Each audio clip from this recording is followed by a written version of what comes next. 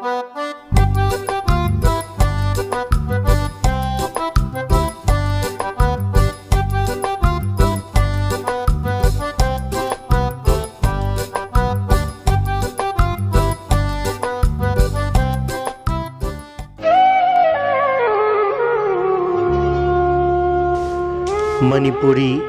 वारी पांबी सेनेना ताबीरिबा पुम्नमकपु अमुहना तारामना ओक्सरी ngasisu mayamgi ngaihak pothananabgidamak anauba wari masa ama poduna laksari wari masa asigi maming masidi nisana nidana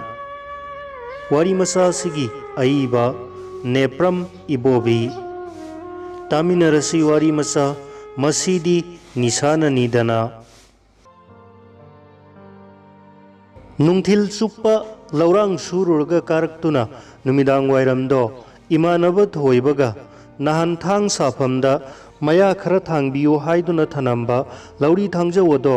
यामना दरकार ओइरक्तुना खरा लौरुसी हाइदुना चनमिनै मेमसा खोइगी युमगसु इराप लापनदे तानबु चारबदी chance मचा अमतसु फंगलकप याइसु खनै थांग साफमगा सुक्चंग चंगद्रिङैदा मेमसा खोइगी थोंगाल Mopa ओइरपना हौबा खोंनांग अचौबदुगी मखोंदा cycle stand गाक्सलगा लेप Louis खोंनांग खोंदुदा इने रादेदो अयाम्बा मतमदा सिंजू बोरा हेक हेक योनबा फंबनी ngasidi famlamde तान चारिसु हाइफेट खंगनबा सही 13-12 गा सूरबा नुपी मचा अमा हेक लाकपदुदा नखोई इसे मेमचा लैहौबा उब्राव हेक हंगलुबदा इसे मेमचादी इने राधे खोइगा सिनेमा येंगबा चतखी खुमलकपदगी अखोइना निंगलकपा अमा कानद्रे खंगले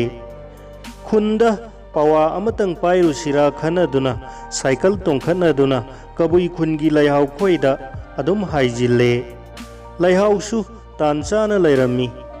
कुइरेदा उदबा मेमचादी उनबा फंगलमनरोइदो नोकफेट तौना लैहावना हाइरकपदो फनबु रासि लै जाति नद्रबसु खुल्लोनबी मसेंदी पाव हेक्ता फाउनब माले हाइबमदी खंगले मेमचा उनद्रबसु लैहाव उनरगदी यारेदा अखोइना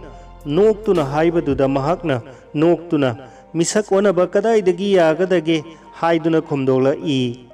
नहा ओइबगी मसादा इरांग खरा महाकसु सेली ngang na yu thakpa mina laklaga famnanaba thamba makhoigi ka aduda sanglaga famle thaknanaba chananaba khara order tawduna thakpa saba haure laihausu aikhoigi manakta laptakna famlaga phagi jugai tawduna lairambadagi aikhoigi do konadre khangbadagi amukasu makha pithara i anirak subadagi di mai mitse khara khara sagalakpagum tawre aikhoi थांग साफमद चंखिगदब लैदी चलगे हाइरमलगा अताब cell पिथोकलमलगा थोरकले सेमलंब थांग अदो लौरुरे थांग साब अहल अदुना थांग मयागादो पुबद सोकनी पनगनी हाइदुना फी मसेट अमना फजना जेसिन बिराई ngauरी अखोय अनि cycle अदो थौदुना युमलोमदा हलकपदा खनबा अमना युमदा चंगलुरगा तयाय मखोयदा चtsiरा नत्रगा yum चंगदना मखोयदा हाना यौथोख्रसिरा हाइबदुनी yum चंगलोरबदी अखोय इमाना यु थलई खंख्रबदी वा थोक्तुना तयाय मखोयदा चटकेसु याररोय अदुगी सरुक सुमद्रिंग हेक्ता चलसी लेमनरे तयाय मगी युमदो अखोय युमगी मखादनी युमदो पोकनी अखोय लेकायगी नहारोल खरदी नोंमगी नुमिदांग वायरम अमुक्तंग ओइरबसु मखोयगिदा चनहौदबा ngamnade अतई मफमदा उनब फंगनदबा कयासु तयाय मखोयददी हेक्ता उनबसु लै मफम अदो अखोयगी क्लब कुंबनी लैकायगी अहल लमनसिंगनदी तयाय मखोयदा मयाम पुनबदो यामना साउनै नखोय हाइबिदे हाइनी निसाबन फादुना खोंगोइनब्रा कमांडो लाक्तुना नरुनयांग टेकननब फुब्रा अमदी नोंमदी सोइद्रबनी हाइदुना हेक ngangi करीगी खोंगोइना दौरी करीगी फुगदौरीबा अखोय हुरानबसु नते नुंतीगी जार सानबसु नते नुमित चुप्पा इसा इसागी थौ चच्चरुरगा मरुप मपांग मयाम ngaiak unaduna phaminabbu kanada kari akaiba tawbu yaukhraबगे हाइदुना ꯑꯩꯈꯣꯏꯒ ꯍꯦꯛ ꯍꯦꯛ ꯌꯦꯠꯅꯩ꯫ ꯇꯧꯕꯒꯤꯗꯤ ꯃꯌꯥꯝꯅ ꯁꯥꯎꯔꯤꯕꯒꯤ ꯑꯆꯨꯝꯕ ꯑꯃꯗꯤ ꯂꯩ꯫ ꯇꯌꯥꯏꯃꯗꯣ ꯒꯟꯖꯥ ꯊꯛꯄ ꯃꯤꯅꯤ꯫ ꯃꯌꯥꯝꯗꯒꯤ ꯑꯍꯜ ꯑꯣꯏꯔꯕ ꯃꯥꯅ ꯊꯛꯂꯕꯅꯤꯅ ꯃꯇꯨꯡ ꯏꯜꯂꯤꯕ ꯑꯩꯈꯣꯏꯁꯨ ꯑꯗꯨꯝ ꯃꯌꯥꯎꯔꯕꯅꯤ꯫ ꯀꯔꯤꯒꯨꯝꯕꯗꯅ ꯁꯦꯜ ꯆꯥꯎꯅ ꯆꯥꯎꯅ ꯊꯥꯅꯗꯨꯅ ꯖ꯭ꯋꯥꯔꯁꯨ ꯁꯥꯟꯅꯩ꯫ ꯃꯌꯥꯝꯅ ꯁꯥꯎꯅꯔꯤꯕꯗꯣ ꯃꯗꯨꯒꯤꯗꯃꯛꯅꯤ꯫ ꯑꯍꯜ ꯂꯃꯟ ꯃꯌꯥꯝꯅ ꯑꯩꯈꯣꯏꯕꯨ ꯀꯥꯟꯊꯣꯛꯂꯒ ꯌꯨꯝꯕꯨ ꯇꯌꯥꯏꯃꯕꯨꯗ ꯈꯟꯒꯠꯂꯒ ꯆꯩꯕꯤꯔꯤꯕ, ꯃꯥꯒꯤ ꯌꯥꯏꯃ ꯍꯥꯏꯕ ꯁꯨꯅꯤꯡꯗꯕ, ꯃꯇꯨ ꯃꯆꯥ ꯄꯤꯖꯅꯤꯡꯗꯕ ꯒꯟꯖꯥ ꯊꯛꯄꯁꯤꯅ ꯇꯧꯖꯕ ꯁꯥꯔꯤꯕꯁꯦ ꯃꯇꯨ ꯃꯆꯥꯗꯤ ꯂꯣꯏꯅ ꯇꯥꯟꯊꯣꯛꯈ꯭ꯔꯦ, ꯑꯗꯨꯒ ꯃꯥꯒꯤ ꯅꯣꯡꯃꯒꯤ ꯁꯣꯏꯗꯅꯕ ꯍꯥꯏꯗꯨꯅ ꯑꯉꯥꯡ ꯄꯥꯈꯪ ꯃꯌꯥꯝ ꯐꯥꯖꯤꯟꯗꯨꯅ ꯂꯧꯊꯣꯛꯄ ꯆꯥꯊꯣꯛꯄ ꯌꯥꯅꯕ ꯍꯥꯏꯗꯨꯅ ꯂꯣꯏꯅꯃꯛꯇ ꯌꯥꯏ ꯊꯥꯖꯤꯜꯂꯦꯅꯦ꯫ ꯑꯁꯨꯝꯅ ꯇꯌꯥꯏꯃꯗ ꯇꯠꯇꯅ ꯇꯥꯏꯅꯕꯤꯔꯤꯕ ꯇꯁꯦꯡꯅꯗꯤ ꯅꯍꯥꯔꯣꯜ ꯃꯌꯥꯝꯅ ꯃꯉꯣꯟꯗꯒꯤ ꯑꯗꯨꯝ ꯆꯥꯊꯣꯛꯄꯤꯔꯤꯕꯅꯤ, ꯃꯥꯒꯤ ꯒꯟꯖꯥ ꯊꯛꯇꯣꯛꯄꯤꯕꯅꯤ꯫ ꯇꯌꯥꯏꯃꯅ ꯃꯌꯨꯝ ꯑꯗꯨꯗ ꯃꯇꯣꯝꯇ ꯂꯩꯕ ꯑꯃꯗꯤ ꯃꯥꯒꯤ ꯏꯃꯨꯡ ꯃꯅꯨꯡꯗꯒꯤ ꯊꯥꯞꯇꯣꯛꯅꯕ ꯑꯗꯨꯗꯤ ꯃꯁꯥꯒꯤ ꯃꯔꯅꯥꯏ ꯑꯣꯏꯅ ꯇꯣꯞ ꯇꯣꯞꯄ ꯋꯥꯔꯤꯅꯤ꯫ ꯑꯩꯅ ꯇꯌꯥꯏꯃ ꯈꯣꯏꯒꯤ ꯊꯣꯡ ꯑꯗꯣ ꯍꯥꯡꯗꯣꯛꯂꯒ ꯑꯩꯈꯣꯏ ꯑꯅꯤ ꯃꯔꯤ ꯃꯔꯤ ꯍꯦꯛ ꯆꯪꯂꯨꯕꯗ ꯂꯩꯅꯔꯝꯕ ꯃꯌꯥꯝꯅ ꯌꯦꯡꯈꯠꯅꯔꯛꯏ꯫ ꯃꯤ ꯁꯨꯅꯅꯕ ꯂꯩꯔꯝꯂꯦ꯫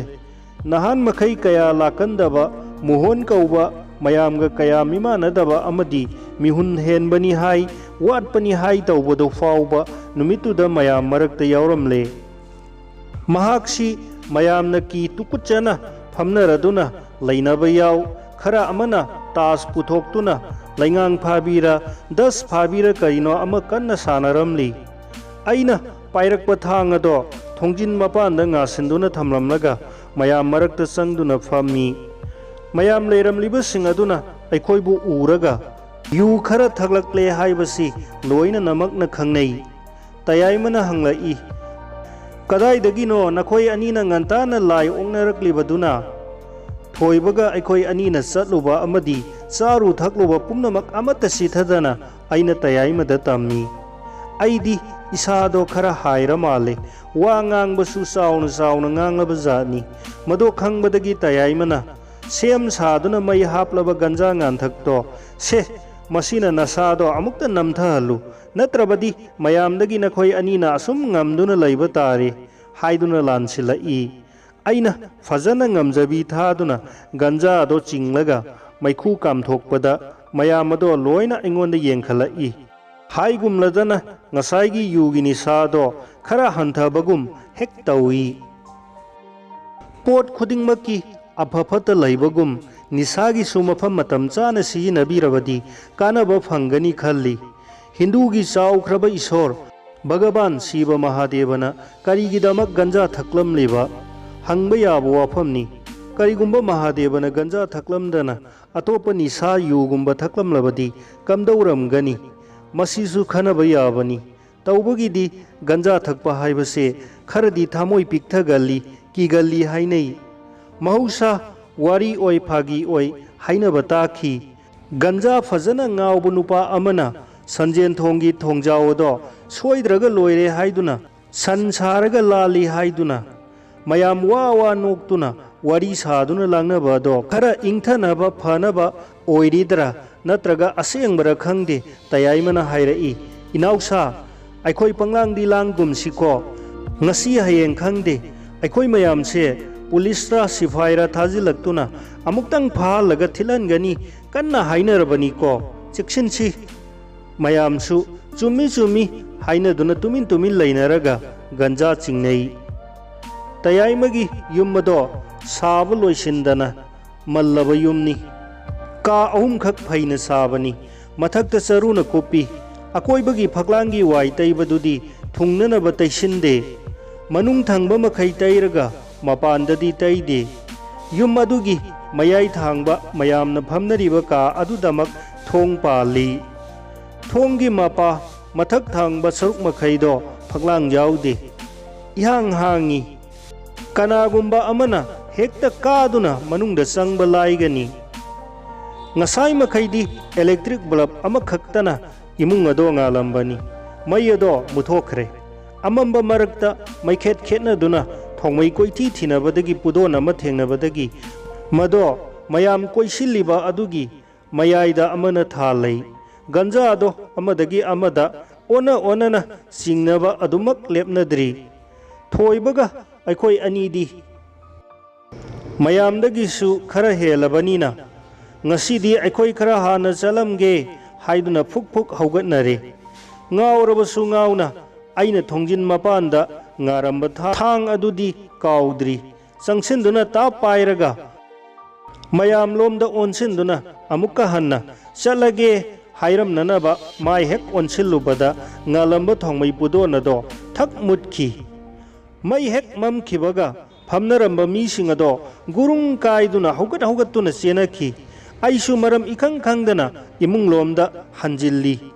खरा लेमौबसिंग अदो वा मचेत अमते ngangnade adubu amamba imung aduda unadabadagi kolik chafu yan kaunabagi gurung garang amadi upuda kangthonda waisinabagi ik ak makoldi thoknei ngasai haina khiba sifai natraga police haibado lakna male khanduna aisu pakhatna leptuna lairambadagi chenpham ama thengnaduna maduda litholak I तयाइमगी Sai तिंखंग खाब संबलदो लिटननब होनबद फीसु सेगाइरे खोंबाल अरावदो चोंगबदा यहौदबदगी मपानद नांथदुना लैखोमन पुमतै तैरे पूर्णिमा मतुंग नोंगमनिनी कोनबगी थानी मपानददी थाबलन पुंगान ngalami sorokta leplaga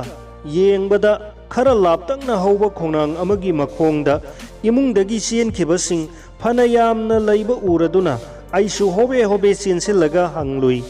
लाकलमनिबदुबु सिफाइरा मयाम लोइना मगना खंगदे खंगदे हाइना खुमनरई अदुदी करीदगिनो मयामना चेनरिदे आइना हंगी अमना अमदा आइदी माना चेनबदुदा चेनबनी अमना अमदा ओनसिनदुना ताइसिनरई ngayhak nainaduna khonang khong aduda lainari ngaida awangloomda launarakpa ama tabadagi mayamado pakhatna yengnei launaribado khara naksilakpadadi mayek senglai mihun watpa mohongi mapa awangi khura tomalna laubani kanadano nangna tawribadubo ngai khone bungo bamen ka amata tadana tanarakpa singado aikhoiramda asum naksilai khara naksilakpadadi ure खुरा तोमालगा मचानुपा अतोपा अमगा लोइनना मोहनना पाइबा लोंग अमा मुन्नना बतानरकपनी ममांग थांगलकपा मोहनना आई हेक उबदा लाउरई हाय Ibungo हाइबा ngarangdagi ngakha nangna tayaimagi imungda aibu thangna yange tawbadu nai lairabadi thorau ai wado tabada pungak ngakre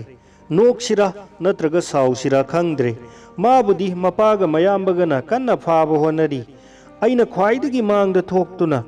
तामोहन नंगसु अंथोकपा हाइबदुनी अइदी मयामना चेनरिबसे पुलिसका लाक्लबोय खल्लुरगा नंगी लीलामक्ता ओइरबोयरे अइदी थांगसे थांजमदा मया सेमलुबदगी सुम पाइरकपनी हाइना मयामदा हाना हाइजखिबदुनी अदुगी सुमथक्ता थांजमगी खुरादुना मीगा सोकना लांगनगनी हाइदुना मया अहनबसे फी मसेटना येसिनबिरकबदो हौजिक फावबसु येली थाजद्रगा येंगुसे अइना पुथोक्तुना उल्ली मयामना अइगी इतेंग पांगदुना ngansinarai मोहनबु चैरकपसु याउनरई अइना अमुक ता Mohan अइना नंगबु मलोम तौदुना ngasi nangonda thangna hek yange khankraba अखोई खुनगी उमंगलाई इबुदौ असिनने अइबु चादुना सिबु ओइसनु वासाई मोहनदो अइगी वादो ताबगा लोंगा थोक थादोक्तुना लेपलगा सोर असांगबा अमा चिंसिल्लदुना अइंगोंदा येंगदुना लई ngayhak lairagadi mana lepliba mafam adumaktada ningthengnana ngek phamthakre aduga mamayado laikhada nontharaga sonthangnana hairei aigi wakhalase onthokna lanna laurureda masidi nisana nidana